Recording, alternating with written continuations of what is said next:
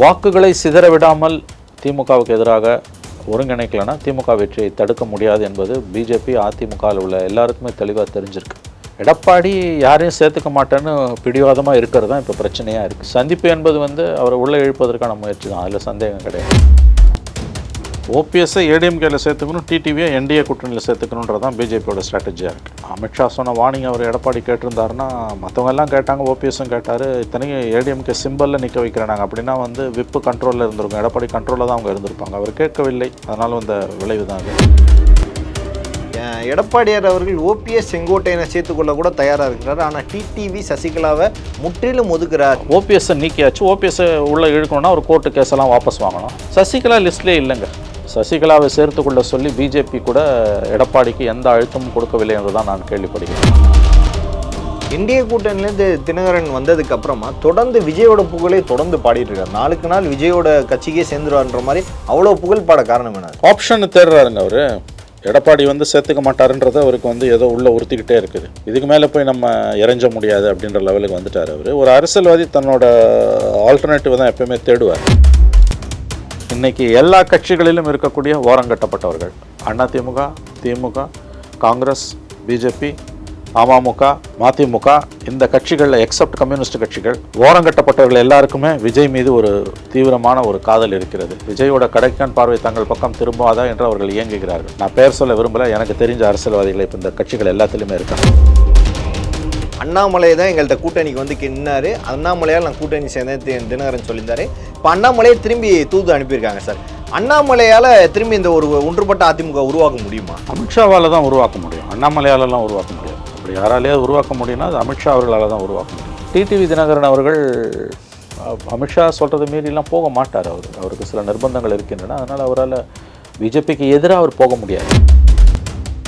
ஒன்றுபட்ட அதிமுக இரட்டை இலை சின்னத்தோடு நின்றுதுன்னா திமுக வெற்றி பெறுவது என்பது கடினமான ஒரு விஷயம். அது அதிகாரத்தில் இருக்க திமுக 2வது முறை ஆட்சியை தக்க வைப்பது என்பது ரொம்ப கடினமான ஒரு நிகழ்வு. கடந்த 53 ஆண்டுகள் அது நிகழ்ந்ததே கிடையாது. பிரைம் 9 தமிழர்கள் அனைவருக்கும் வணக்கம். இன்றைய நமது நேர்காணல் நம்முடன் இணைந்திருப்போர் மூத்த பத்திரிகையாளர் திரு மணி அவர்கள். சார் வணக்கம். அதிமுக ஒவ்வொரு நாளும் ஒவ்வொரு அணி தனித்தனி அணியாக போயிட்டுருக்கு. இன்றைக்கி அதிமுக விட்டு வெளியே போன வேறு கட்சி ஆரம்பித்த டிடிவி தினகரனை அண்ணாமலை அவர்கள் சந்திச்சிருக்காங்க. நீங்கள் மீண்டும் என்டிஏ கூட்டணிக்கு இணைவதா எது குறித்து பேசுனாங்கன்னு தெரில, பட் 1 மணி நேரம் சந்திப்பு நடந்திருக்கு. என்ன நிலவரம் சார்? அவங்க தான் சொல்லணும். டிடிவியை உள்ளே அழைக்க முயற்சி பண்ணுறாங்க, இந்த பக்கம் எடப்பாடியை கன்வின்ஸ் பண்ணணும். ஓபிஎஸ்ஸை ஏடிஎம்கேல சேர்த்துக்கணும், டிடிவியை என்டிஏ கூட்டணியில் சேர்த்துக்கணுன்றது தான் பிஜேபியோட ஸ்ட்ராட்டஜியாக இருக்குது. கடந்த சட்டமன்ற தேர்தலில் அமித்ஷா அதைத்தான் முயற்சி செய்தார். டிடிவிக்கு 10 சீட்டு கொடுங்க, ஏடிஎம்கே சிம்பல்லே நிற்க வைக்கிறேனார் அமமுகவை. எடப்பாடி ஒப்புக்கொள்ளவில்லை. ஓபிஎஸ் ஒத்துக்கிட்டார், மற்றவங்களாம் ஒத்துக்கிட்டாங்க. எடப்பாடி ஒத்துக்கல. 23 சீட்டு தோத்தாங்க. இல்லாட்டி தமிழ்நாடு அரசியலோட நிலவரமே திமுக பதவிக்கு வந்திருந்தாலும் தனி மெஜாரிட்டி வந்திருக்காது. இழுபறியில் வந்திருக்கும், இல்லை மைனாரிட்டி கவர்மெண்ட்டாக வந்திருக்கும் திமுக. எடப்பாடியோட பிடிவாதத்தால் தான் டிடிவியை உள்ளே சேர்க்க முடியாமல் போச்சு. அதனால தான் திமுகவுக்கு தனி மெஜாரிட்டி கிடச்சதுன்னு நம்ம உறுதியாக சொல்லலாம். அமித்ஷா சொன்ன வார்னிங் அவர் எடப்பாடி கேட்டிருந்தாருன்னா மற்றவங்க எல்லாம் கேட்டாங்க, ஓபிஎஸும் கேட்டார். இத்தனைக்கும் ஏடிஎம்கே சிம்பலில் நிற்க வைக்கிறாங்க. அப்படின்னா விப்பு கண்ட்ரோலில் இருந்திருக்கும், எடப்பாடி கண்ட்ரோலில் தான் அவங்க இருந்திருப்பாங்க. அவர் கேட்கவில்லை, அதனால் அந்த விளைவு தான் அது. இந்த முறை அவர் எப்படியோ உள்ளே சேர்த்தணும்னு அமித்ஷா விரும்புகிறார், பாஜகவும் விரும்புகிறது. பட் அவர் ஒப்புக்கொள்வதாக தெரியவில்லை. அவர் கூட்டணி வேணாம், அலையன்ஸில் வாங்க, என்டிஏக்குள்ளே எடுங்கன்றாங்க. பட் அவர் எடப்பாடியோட பிடிவாதம் தான் இதுக்கு காரணமாக இருக்கிறது. சிலர் என்ன சொல்லிக்கிறாங்கன்னா, பட் டிசம்பரில் எடப்பாடி இறங்கி வருவார், ஓபிஎஸ்ஸை ஏடிஎம்கேல சேர்த்துப்பார், என்டிஏக்குள்ள அலையன்ஸில் டிடிவியை சேர்த்துப்பார். அவர் பிரச்சாரத்துக்கெல்லாம் டிடிவிக்கு போக மாட்டார், இப்போ ஏடிஎம்கே கூட்டணியில் அவங்க இருப்பாங்க. அதனால் ஓட்டு சதுராமல் காப்பாற்றப்படும். இப்படியெல்லாம் ஒரு கருத்துக்கு நிலவுது. நவம்பரில் பீகார் எலெக்ஷன் முடிஞ்ச பிறகு பிஜேபியோட பார்வை இந்த பக்கம் திரும்பும். அப்போ தான் நம்ம அது உறுதியாக சொல்ல முடியும். வாக்குகளை சிதற விடாமல் திமுகவுக்கு எதிராக ஒருங்கிணைக்கலன்னா திமுக வெற்றியை தடுக்க முடியாது என்பது பிஜேபி அதிமுகவில் உள்ள எல்லாருக்குமே தெளிவாக தெரிஞ்சிருக்கு. அதனால தான் அவங்க இவ்வளோ மெனக்கடுறாங்க.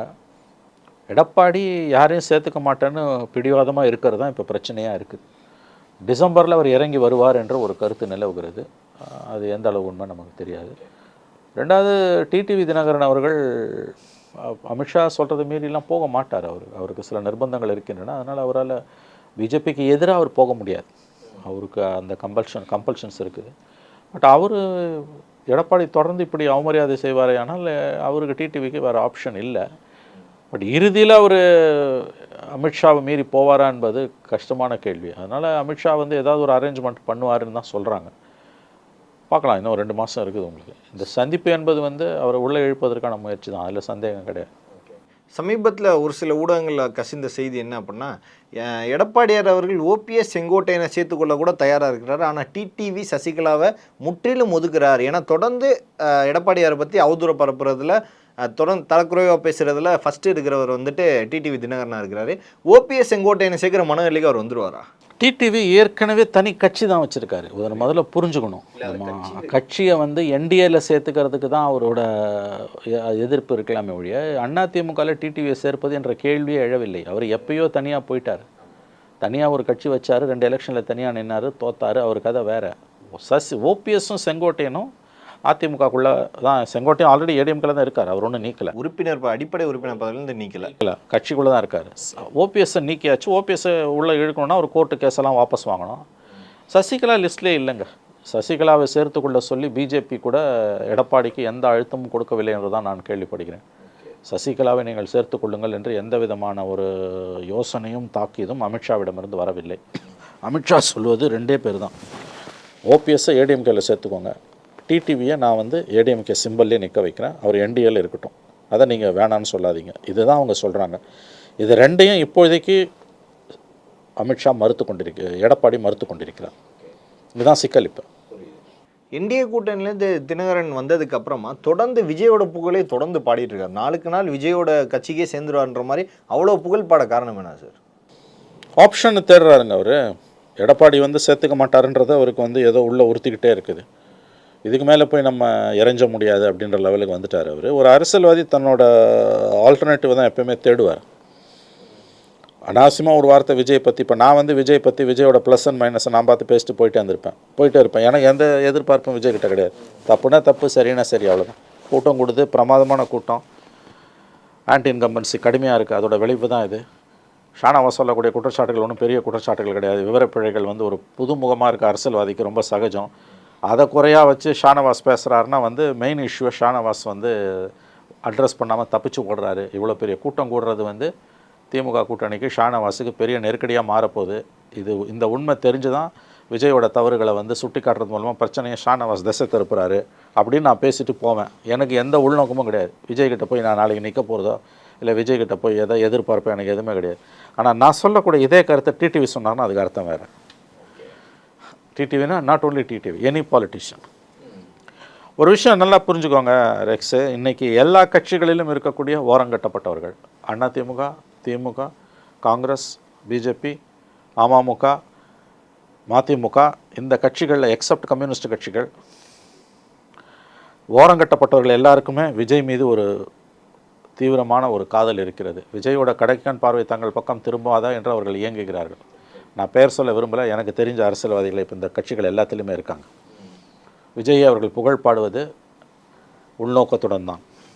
இதுதான் ஒரு அரசியல்வாதியோட அடிப்படை குணாம்சம். அதிமுக அமைச்சரவை இருக்கும்போது கூட திமுக அமைச்சர்கள் 10 ஆண்டு காலம் இல்லை. ஆனால் திமுகவோட அமைச்சர்களோ திமுகவோட 2ஆம் கட்ட தலைவர்கள் முகங்களோ ஒருபோதும் மக்கள் மறக்காம தான் இருந்துச்சு. ஆனால் இந்த திமுக ஆட்சி வந்ததுக்கப்புறம் அதிமுகவோட முகங்களும் 2ஆம் கட்ட தலைவர்கள் முற்றிலும் மறந்ததாக ஒரு கருத்து இருக்குது. இது உண்மையா?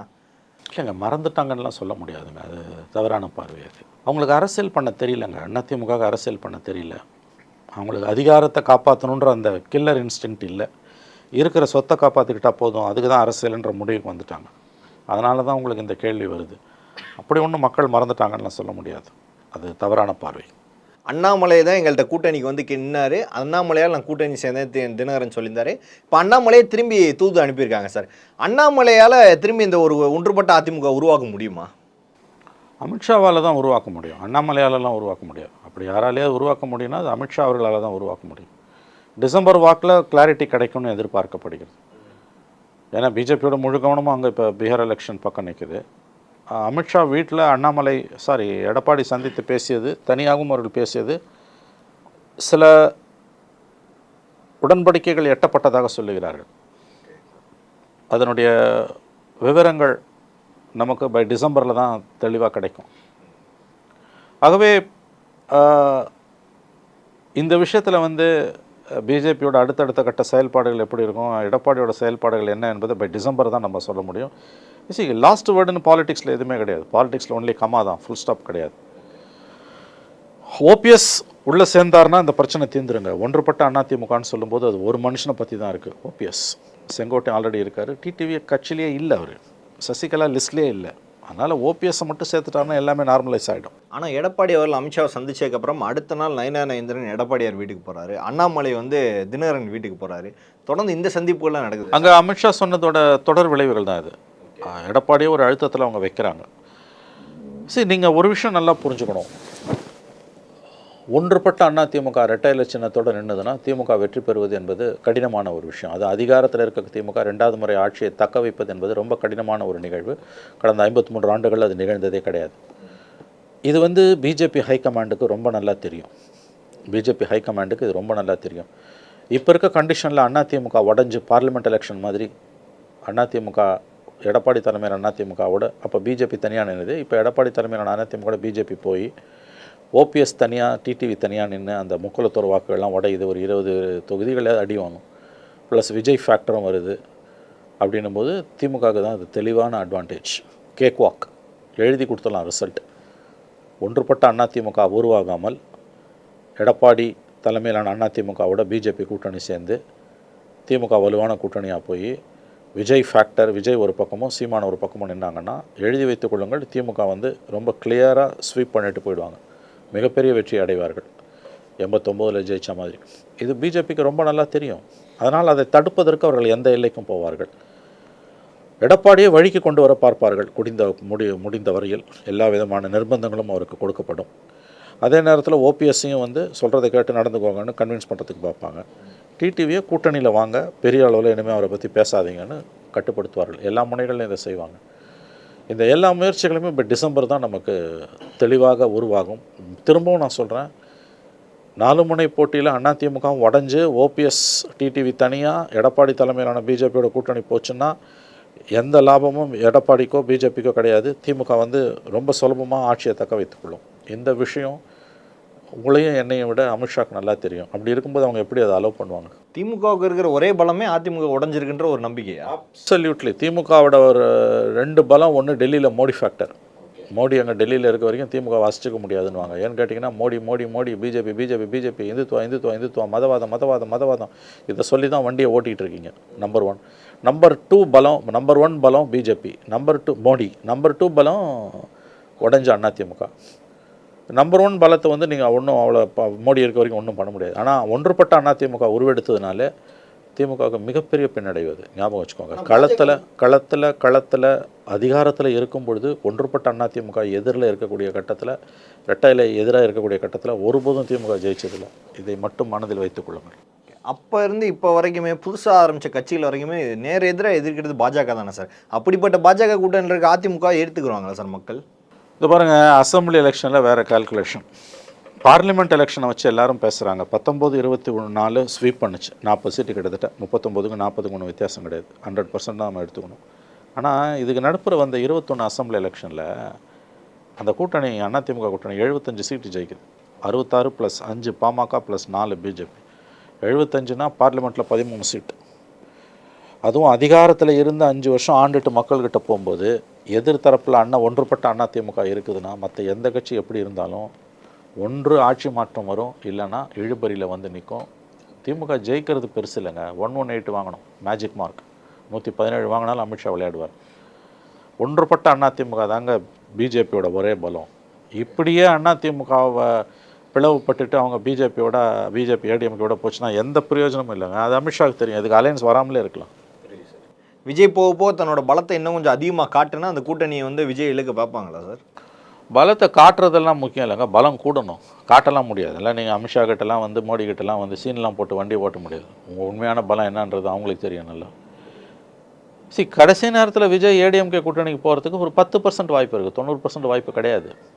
10% வாய்ப்பு இருக்குது. ஒரு சின்ன விண்டோன்னு வாங்க, அது இருக்குது. எனக்கு தெரிஞ்சு அதுக்கு வாய்ப்பு குறைவுன்னு தான் நான் பார்க்குறேன். ஒருவேளை அப்படி அவர் ஏடிஎம்கே அலையன்ஸ்க்கு போயிட்டாருன்னா ஆட்சி மாற்றம் உறுதி. அது மிகப்பெரிய தாக்கத்தை ஏற்படுத்தும். எழுதி வைத்துக் கொள்ளுங்கள், ஆட்சி மாற்றம் உறுதி விஜய் ஏடிஎம்கே பக்கம் போனார்னா. ஆனால் அவர் போகலன்னா அதிமுக ஒன்றா சேர்ந்ததுன்னா இழுபறி, பிரிஞ்சு கிடந்ததுன்னா திமுக வெற்றியை யாராலையும் தடுக்க முடியாது. நீங்கள் அடிக்கடி சொல்கிற சார், ஆதியிலேருந்து இப்போ வரைக்கும் அதிமுக வாழ்க்கைன்னு வாழ்கிறான்ல, அவன் எப்போதும் அதிமுக பக்கம் தான் நிற்பான். எந்த கூட்டணி இருந்தாலும் அதிமுக பக்கம் நிற்பான்னு சொல்கிறேன். அதை ஏற்றுக்கிறீங்களா சார்? எந்த கூட்டணி பாஜக கூட்டணி இருந்தாலும் அதிமுக பக்கம் ஏற்றுப்பாங்க. ஆனால் ஒரு சில தொகுதிகளில் இப்போ நீங்கள் வந்து முகலத்தோர் வாக்கு வங்கி இருக்கக்கூடிய பகுதிகளில் ஒரு 15லேருந்து 20 தொகுதிங்க, ஒரு 10 தொகுதினா கூட வந்து இழுபறியில் வந்து நின்று முடிஞ்சிச்சுன்னா கதை ஓவருங்க. ஏன் டிடிவி தினகரனால தானே திமுக தனி மெஜாரிட்டி கிடச்சிது. படித்து சொன்னாருங்க அமித்ஷா, கேட்கலையாங்க இவங்க. சவுத் சைடு 2 மாவட்டம் வாஷ் அவுட் 23 தொகுதிங்க. அந்த 23 தொகுதி இந்த பக்கங்க மெஜாரிட்டி போயிருக்குங்க, வந்திருக்கும். திமுக மைனாரிட்டி கவர்மெண்ட்டாக வந்திருக்கும் 96 மாதிரி, சாரி 2006 மாதிரி. அது எடப்பாடியோட பிடிவாதத்தில் தானே வந்தது. ஸோ நீங்கள் பரம்பரானா திமுக குத்திடுவாங்க. ஆனால் அந்த காஸ்ட் போலரைசேஷன் இருக்கக்கூடிய ஒரு நான் சொல்கிறது 20 தொகுதி கூட இல்லை, 10 தொகுதி வச்சுக்கோங்க, கலவரம் ஆகிடும். சிம்பிளாக சொல்கிறேங்க, யுனைடெட் ஏடிஎம்கே இல்லாமல் பிரிஞ்சு கிடக்கிற அதிமுக களத்தில் இருந்ததுன்னா திமுகவுக்கு தாங்க அது அட்வான்டேஜ். இது மோடிக்கு அமித்ஷாவுக்கு நல்லா தெரியும். அதனால தான் அவங்க இவ்வளோ மெனக்கடுறாங்க ஒன்றுபடுத்துறதுக்கு. அவர் எடப்பாடி பிடிவாதமாக இருக்கார். அந்த பிடிவாதத்தை அவர்கள் எப்படி முறியடிக்கப் போகிறார்கள் என்பது தான் நாம் கவனிக்க வேண்டிய விஷயம். ஒரு தனி மனித பிடிவாதத்துக்காக ஒரு கட்சி அடமானம் வைக்கிறாங்கன்னு சொல்கிறீங்களா? நான் அப்படி சொல்லலை. அவரோட பக்கத்தில் இதில் சரி தப்புன்னு நான் எதுவுமே சொல்லலையே. இதில் சரி தப்புன்ற ஆர்குமெண்ட்டுக்கு, பாலிடிக்ஸில் சரி தப்புன்ற ஆர்குமெண்ட்டுக்கு இடமே கிடையாது. அது அவங்க முடிவு. அது நான் இப்படி இருக்கிறதால இது இப்படி நடக்குதுன்றேன். தனி மனித பிடிவாதம்னா தனி மனித பிடிவாதம் ஒன்றும் தவறுன்னு நான் சொல்லலையே, அது அவரோட ஆங்கிள் அது. பட் இன்றைக்கி ஏதோ ஒரு முயற்சி நடக்கிறதா தான் எனக்கு தோணுது. அமித்ஷா வீட்டில் நடந்த சம்பவங்களை பார்க்கும் பொழுது ஏதோ சம் டெவலப்மெண்ட் இருக்குது. டீட்டெயில்ஸ் வந்து உங்களுக்கு பை டிசம்பர் தான் தெரிய வரும்னு எனக்கு தோணுது. அதுக்கு முன்னாடி எந்த ஒரு அறிவிப்பும் வராது. அவங்க டிசம்பர் வரைக்கும் வெயிட் பண்ணுறாங்க தான் நான் கேள்விப்படுறேன். திமுக தொடர்ந்து எங்களோட செயல்களை வச்சே ஜெயிப்போம் அப்படின்ற ஒரு இது இருக்குது சார். அந்த அளவுக்கு செயல்கள் செஞ்சுருக்காங்களா? அது ஒரு மாயத்தோற்றம். அவர்கள் வந்து தமிழ்நாட்டில் திமுக ஆட்சி இப்போ இருக்கிறதுக்கும், ஒருவேளை அடுத்த முறை வெற்றி பெற்றால் முழுக்க ஒருவருக்கு அவர்கள் கோயில் கட்டி 38 மாவட்டத்திலையும் கும்பாபிஷேகம் பண்ணணும். அது நரேந்திர மோடிக்கு. இன்றைக்கி திமுக வண்டி இங்கே ஓடுறதுக்கும், நாளைக்கு ஒருவேளை ஜெயிச்சா அந்த வெற்றிக்கும் காரணம் நரேந்திர மோடி தான். மோடி ஃபேக்டர் தான் இவங்களை முழுக்க இந்த பக்கம் தள்ளுது, மக்களை வந்து திமுக பக்கம் இழுக்குது. ரெண்டாவது வந்து ஏடிஎம்கே உடஞ்சி கிடக்குறது. உடஞ்ச ஏடிஎம்கே ஒன்றுபடுத்திட்டாங்கனாலே கூட வந்து ஆன்டி இன்கம்பன்சியை வந்து ஆன்டி மோடி வந்து ஒரு மாதிரி காம்பன்சேட் பண்ணிவிடும், டஃப் ஃபைட் ஆகிடும். அவ்வளோ ஈஸியாலாம் ஜெயிக்க முடியாது. ஆனால் உடஞ்சி கடந்ததுன்னா அதிமுக, மோடி ஃபேக்டரும் இவங்களுக்கு கையில் இருக்கும்போது ஈஸியாக வந்துடுவாங்க. மைனாரிட்டிஸ் ஓட்டெலாம் என்மாஸாக திமுக பக்கம் போகிறதுக்கு காரணம் பிஜேபி காலை ஊனக்கூடாதுன்னு தான். இவங்க பொற்கால ஆட்சி கொடுக்குறாங்கலாம் ஒன்றும் கிடையாது. அது இவங்களுக்கு பேசி, ஆனால் செஞ்சது நிறையா சொல்கிறாங்களே சார். அதெல்லாம் சொல்லுவாங்க, செய்யாதது எவ்வளோ. ஊழல் லஞ்சம் தலைவிரிச்சு ஆடுது. எத்தனை ஹைகோர்ட் ஜட்ஜ்மெண்ட்டு, எத்தனை சுப்ரீம் கோர்ட் ஜட்ஜ்மெண்ட்டு, இன்றைக்கி என்ன நிலவரம் அவங்களுக்கு. அதனால் வந்து இவங்களோட சேவிங் கிரேஸ்னு வாங்க, இவர்களை காப்பாற்றக்கூடிய ஆபத் பாண்டவன் ரட்சகன், திமுக அரசின் ரட்சகன் நரேந்திர தாமோதர் தாஸ் மோடி. மோடி இருக்கிற வரைக்கும் திமுக ஆட்சியை யாரும், மோடி அங்கே இருக்கிற வரைக்கும் திமுக இங்கே இருக்கும். அதற்கு வாய்ப்புகள் அதிகம். ஒன்றுபட்ட அதிமுக இல்லை என்றால் அதற்கு வாய்ப்புகள் அதிகம். பல்வேறு அரசியல் கேள்விகளுக்கு பதில் தமைக்காக மிக்க நன்றி சார். நன்றி, வணக்கம்.